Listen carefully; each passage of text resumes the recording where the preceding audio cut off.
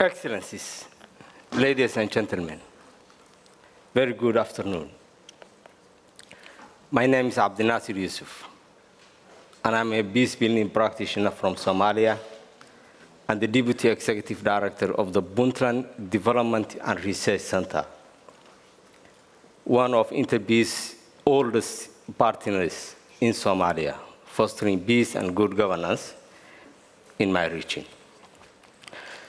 I really feel honored to be standing before you today and to be sharing with you my personal childhood experience in conflict, but also my contribution, my role, and that of my organization in building peace in Somalia, where there has been no government, or at least a very child government, for the last 30 years.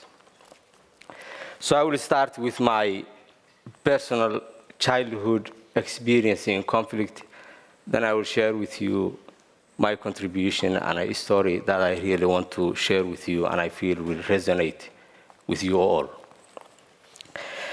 So I was born in 1978 in Somalia's eastern town of Garowe. And please pay attention to my interchangeable use of east, west, and south, as there is some story to tell. So I was born in 1978 in the eastern town of Garowe, the capital city of Puntland State, one of the federal member states of Somalia now. During this time, Somalia was experiencing a significant political upheaval after a failed coup attempt in the capital city, Mogadishu. The aftermath of this event had a far-reaching consequence, including the rise of first armed faction in the country, which was supported by members of my extended family. This situation led to a severe governmental crackdown, including mass arrest, mass killing, mass displacement, and mass destruction. At the time of my birth, my father, a military officer, was imprisoned in the west, in the western town of Hargeisa, due to his family connections with the coup plotters. And when I was 6 years old and starting school, I was acutely aware of his absence. And my mother, unable to explain the complex political situation, told me that soldiers had taken him away, but promised they would return him soon. Thankfully, my father was released in 1985, and I reunited with him at the age of 7. However, just after two years after his return, my life again took another unexpected turn after I fell ill with severe respiratory conditions. This led my father to take me to Mogadishu, to south, for better medical treatment. After 3 months of medical care, my father decided that it is best for me to stay and remain with my uncle's family in Mogadishu.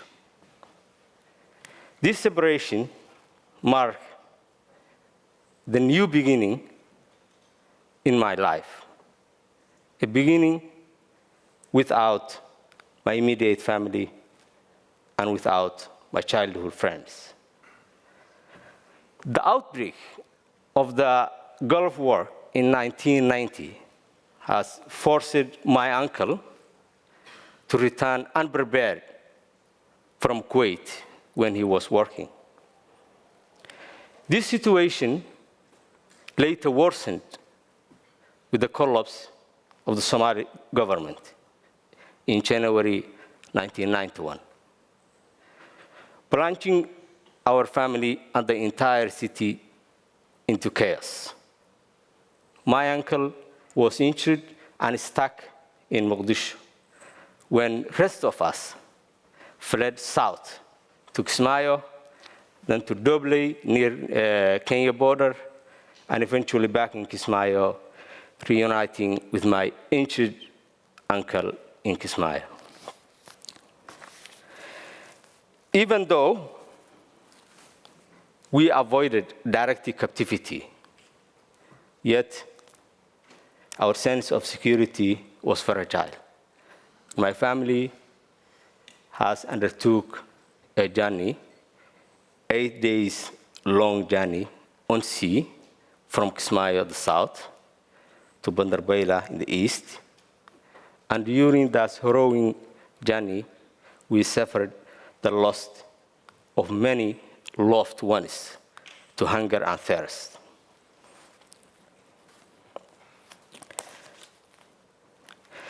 Returning to my hometown, Garowe, and reuniting with my family was not only physical reunion, but also a profound moral and psychological recovery. I have been able to start and complete my primary and secondary education in Somalia, in Garowe. I later earned my bachelor degree and also pursued master's through distance learning.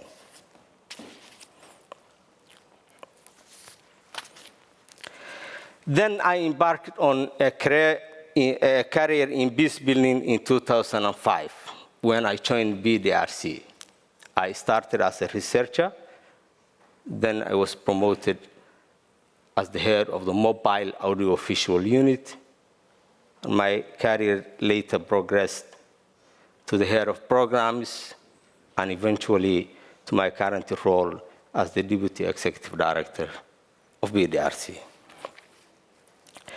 My extensive experience has involved utilizing audiovisual technology to initiate dialogue between community and to bridge the gap created by the conflict.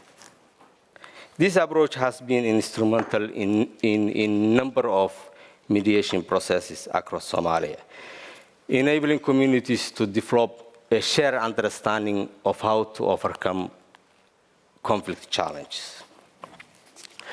One of the memorable and impactful experience in my career occurred in March 2012, when I supported a community mediation in Rako. And Rako is a district in Somalia. During that time, Rako was experiencing active conflict between two communities.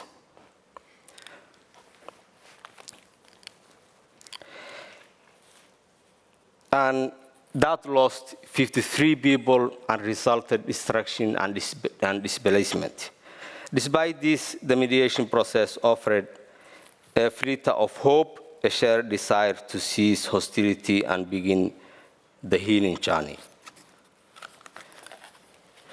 Our mission in Rako district aimed to support reconciliation conflict between divided communities. The goal was to bring peace delegates into direct talks mediated by third-party committee of elders.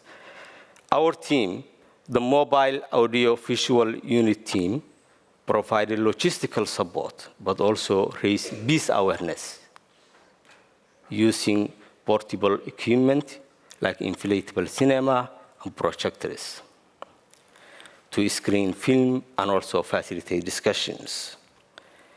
This has enabled us to engage a large audience in an open space. We selected films that depicted communities resolving conflicts through dialogue, hoping to inspire Rako people to do the same.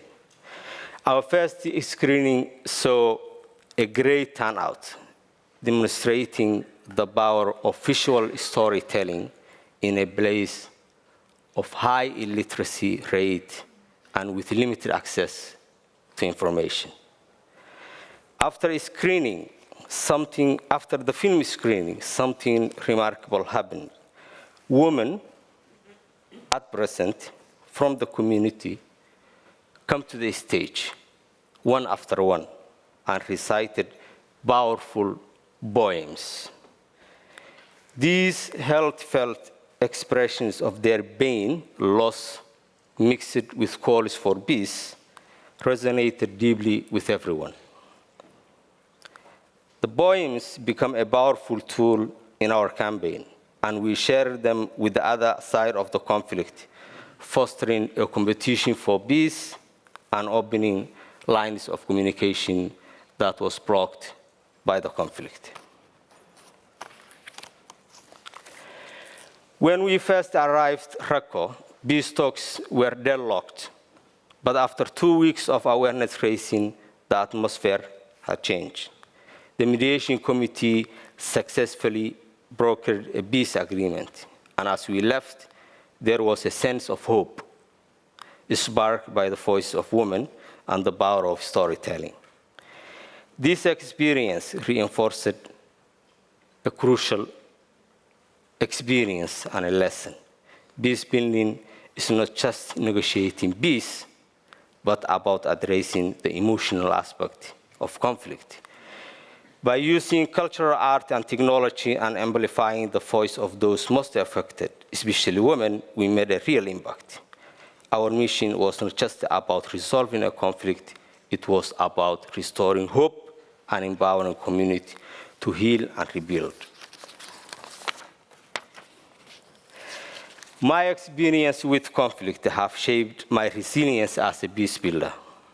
The Raqqa mission showed how technology and cultural art can play a transformative role in peace mediation. I hope this story provides you insights and inspires peace builders to explore alternative methods in their effort to create lasting peace. Thank you very much.